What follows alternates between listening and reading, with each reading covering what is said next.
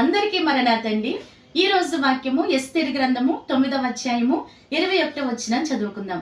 యూదులు తమ పగవారి చేత బాధపడక నెమ్మది పొందిన దినములనియు దుఃఖము పోయి సంతోషం కలిగిందన్న మాటలు ఈ వాక్యములో మనకి కనబడుతూ ఉన్నాయి.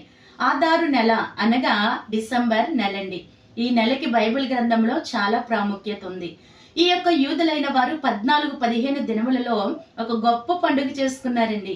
ఏమిటి అని అంటే వారికి శత్రు బాధ తీరిపోయింది, వారికి దుఃఖము పోయింది, వారికి నెమ్మది కలిగింది. దానిని బట్టి వారి సంతోషముతో ఏం చేస్తున్నారంటే బహుమతులు పంపుకుంటా ఉన్నారు. అలాగనే దరిద్రులకు కానుకలు ఇస్తా ఉన్నారు. సంతోషముగా ఉత్సాహముగా పండుగను ఆచరిస్తా ఉన్నారు. దీనిని పూరీం పండుగ అన్నారు.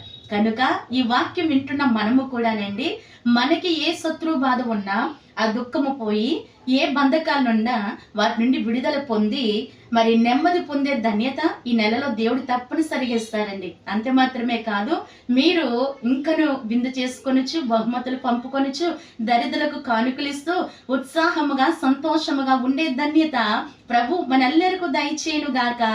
ఆమేన్.